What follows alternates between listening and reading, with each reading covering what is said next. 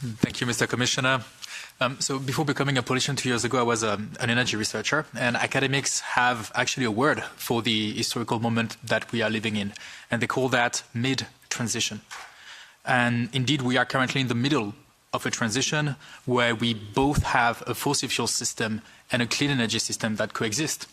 We see that today with oil and electricity. We have the fossil fuel system where we rely on imported oil, and where the price paid by the caretakers and the factory workers is influenced by the decision of bullies like Netanyahu, like Trump, like Ayatollah Khamenei. We also have the clean energy future that is already partially there. In my home region in Normandy, we have at-home nurses, people who drive 100 kilometers a day as nurses to go to the home of people that they care about. And most of the nurses over there in my region have already moved towards an electric car. Of course, because it is cleaner for the air, for climate, but also because it is simply cheaper.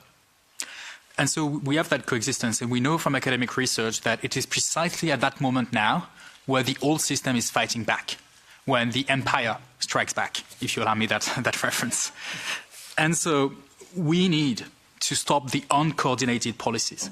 And sometimes I hear commissioners telling me that electrification is the future, and then I see a CO2 standard for cars proposal that proposes to slow down electrification.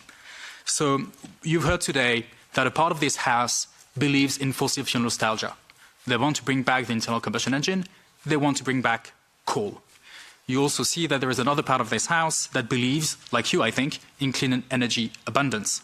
So you were very clear, Mr. Commissioner, on the ETS, on heat pumps, and renewables. Can you please provide me with the same level of clarity on electric cars, especially by saying, what would you say to people that in this House believe that we should save the internal combustion engine, and water down even further the CO2 standard for cars regulation you proposed last December when oil prices were 2 times lower than they are today?